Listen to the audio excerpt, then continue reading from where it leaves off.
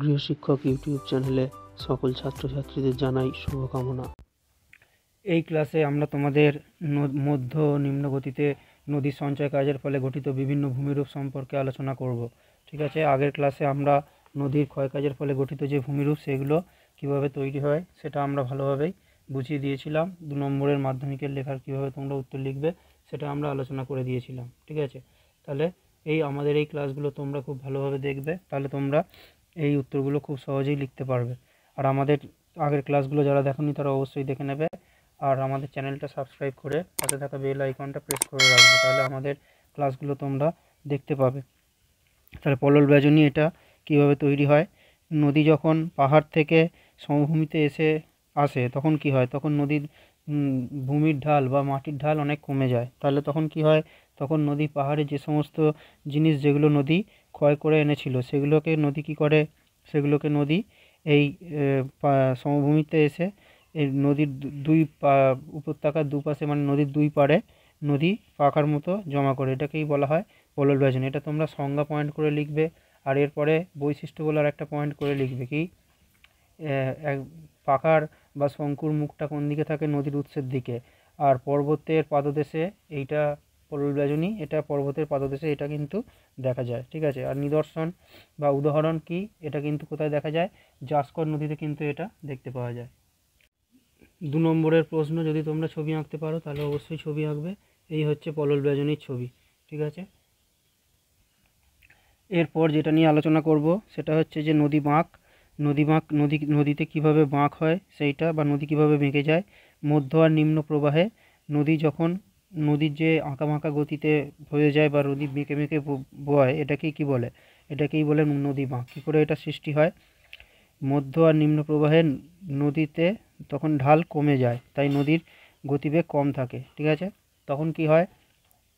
এরকম অবস্থায় নদীর গতিপথে বা নদী যেখান দিয়ে যায় সেখানে যদি কোনো কঠিন শিলা তৈরি কোনো জিনিস চলে আসে, তাহলে তখন নদী সেটাকে এড়িয়ে কোমল শিলার যেদিকে থাকে সেদিক দিয়ে যাওয়ার চেষ্টা করে, তখনই নদী বাঁক নেয়। ঠিক আছে, আর কোথায় দেখা যায়? গঙ্গা নদীর নিম্ন ও মধ্য প্রবাহে দেখা যায়, এটা উদাহরণ হিসাবে বলতে হবে। ঠিক আছে, এই হচ্ছে যে নদী বাঁকের ছবি।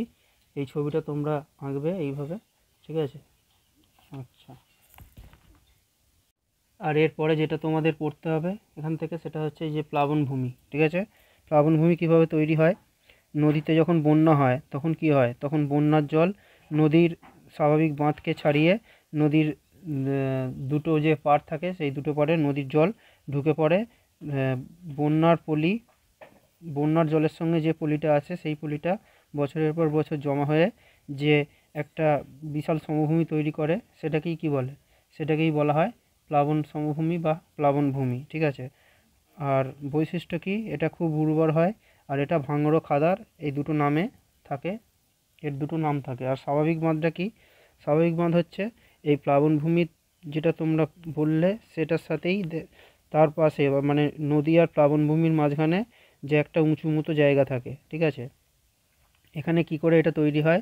এটা হচ্ছে যে নদী মধ্য আর নিম্ন প্রবাহে নদী যে সমস্ত জিনিসগুলোকে বয়ে নিয়ে আসে সেই সমস্ত পলি বালি এগুলো জমা হয়ে হয়ে নদীর দুই পাড়ে যে একটা উঁচু বাঁধ তৈরি হয় সেটাকেই বলা হয় স্বাভাবিক বাঁধ। ঠিক আছে, আর এটার বৈশিষ্ট্য কি? এটা সেতুর মতো কাজ করে, আর প্লাবনভূমি যেটা থাকে সেটাকে বন্যার হাত থেকে এটা রক্ষা করে। ঠিক আছে, আর এটাও কিন্তু মধ্য ও নিম্ন গাঙ্গেয় সমভূমিতে দেখা যায়।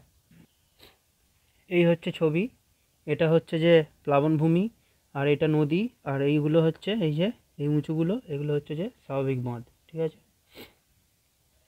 আর আমাদের ক্লাস কেমন লাগছে তা তোমরা কমেন্টে অবশ্যই জানাবে, আর আমাদের এই ক্লাসগুলো তোমরা বন্ধুদের মধ্যে শেয়ার করবে। আর ভূগোল যাদের ভালোভাবে তৈরি হয়নি বা যারা ভূগোল ভালোভাবে বুঝতে পারছো না তারা আমাদের এই ক্লাসগুলো ভালোভাবে দেখবে। আমরা এখানে তোমাদের প্রত্যেকটা বিষয়কে ভালোভাবে বুঝিয়ে দিয়েছি, তাতে তোমরা অনেক ভালোভাবেই এই বিষয়গুলোকে তৈরি করে নিতে পারবে এবং তোমরা পরীক্ষায় ভালো নম্বরও তুলতে পারবে। ঠিক আছে, এরপরে যেটা আমাদের আলোচনার বিষয় সেটা হচ্ছে যে বদ্বীপ। ঠিক আছে, তাহলে এর আগে একটা সংজ্ঞা লিখতে হবে। ঠিক আছে, কি লিখবে? যে নদীর নিম্ন গতিতে নদী মোহনার কাছে নদী বয়ে আনা বিভিন্ন যে পদার্থগুলো, যেমন হচ্ছে যে পলি বালি, এগুলো অনেক দিন ধরে জমা হয়ে হয়ে বাংলার মাত্রাহীন বয়ের মতো যে ভূমিরূপটা তৈরি করে সেটাকেই বলা হয় বদ্বীপ। ঠিক আছে, এবার হচ্ছে যে বদ্বীপ তৈরি হওয়ার জন্য কিছু নিয়ম আছে বা কিছু শর্ত আছে। কি কি সেগুলো? সেগুলো হচ্ছে যে জোয়ার ভাটা ও সমুদ্র স্রোতের প্রকোপ কম থাকে। তাহলে মোহনার কাছে যদি জোয়ার ভাটা আর সমুদ্র স্রোতের যদি সমুদ্র স্রোত যদি খুব বেশি না হয় বা অনেক বড় বড় যদি স্রোত না আসে, অনেক বড় বড় ঢেউ যদি না আসে, তাহলে কিন্তু বদ্বীপ তৈরি হতে পারে। আর মোহনার কাছে যদি সমুদ্র অগভীর হয় তাহলেই কিন্তু বদ্বীপ তৈরি হয়। ঠিক আছে, আর উদাহরণ কোথায়? উদাহরণ হচ্ছে গঙ্গা ব্রহ্মপুত্রের মিলিত বদ্বীপ। ঠিক আছে, এরপর আমরা যেটা নিয়ে আলোচনা করব সেটা হচ্ছে যে বদ্বীপ। এই যে বদ্বীপ আমরা একটু আগে বললাম, বদ্বীপ কিন্তু বিভিন্ন রকমের হয়। কোনোটা হয় ধনুক আকৃতির, কোনোটা হয় তীক্ষ্ণাগ্র, আবার কোনোটা পাখির পায়ের মতো। ঠিক আছে, তাহলে এবার হচ্ছে যে ধনুক আকৃতির বদ্বীপ কীভাবে, ধনুক আকৃতির বদ্বীপ কি এরকম যদি পরীক্ষায় আসে তাহলে আমরা কি লিখব? যেসব বদ্বীপের সমুদ্রের দিকের যে অংশটা থাকে সেটা যখন ধনুকের মতো বেঁকে যায় তখনই সেটাকে কি বলে? তখনই সেটাকে বলা হয় ধনুক আকৃতির বদ্বীপ। ঠিক আছে, এবার এর কিছু বৈশিষ্ট্য বলতে হবে। এগুলো অনেক দূর পর্যন্ত বিস্তৃত হয়, মানে অনেক দূর পর্যন্ত এটা ছড়িয়ে থাকে। এর উত্তল অংশটি সমুদ্রের দিকে থাকে আর অবতল অংশটা উপকূলের দিকে থাকে। ঠিক আছে, আর নদী তরঙ্গ একে নদী আর তরঙ্গ মানে সমুদ্রের ঢেউ একে অপরের বিপরীতে এখানে কাজ করে। কোথায় দেখা যায় এটা? নীল নদে এটা দেখতে পাওয়া যায়। ঠিক আছে, আর এর পরেরটা যেটা আছে সেটা হচ্ছে তীক্ষ্ণাগ্র বদ্বীপ, এইটা। ঠিক আছে, একে আর একটা নামেও ডাকা যায়, বলা হয়, সেটা হচ্ছে যে করাতে দাঁতের মতো। ঠিক আছে, তাহলে যেসব বদ্বীপের সমুদ্রের দিকের অংশটা করাতে দাঁতের মতো সমুদ্রে প্রবেশ করে তাদেরকেই কি বলে? তীক্ষ্ণাগ্র। এই যে সমুদ্রের দিকের অংশটা সমুদ্রে করাতে দাঁতের মতো সমুদ্রে প্রবেশ করছে এইরকম হয়ে, এটাকে বলা হয় তীক্ষ্ণাগ্র বদ্বীপ। আর আগেরটা এই যে ধনুকের মতো এইভাবে মেঁকে গেছে। ঠিক আছে, এইটা।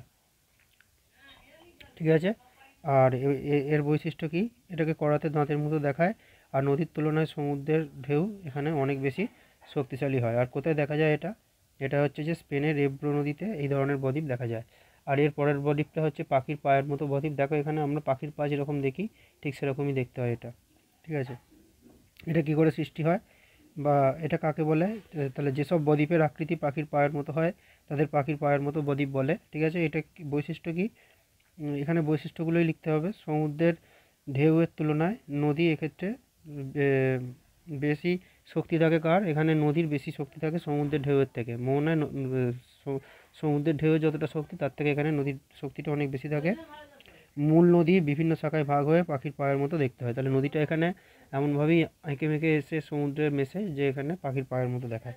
ঠিক আছে, কোথায় দেখা যায়? মিসিসিপি মিসৌরি নদীতে কিন্তু এই বদ্বীপটা দেখা যায়। পরের ক্লাসে আমরা তোমাদের আরও কিছু প্রথম অধ্যায়ের গুরুত্বপূর্ণ 2 নম্বরের প্রশ্ন নিয়ে আলোচনা করব।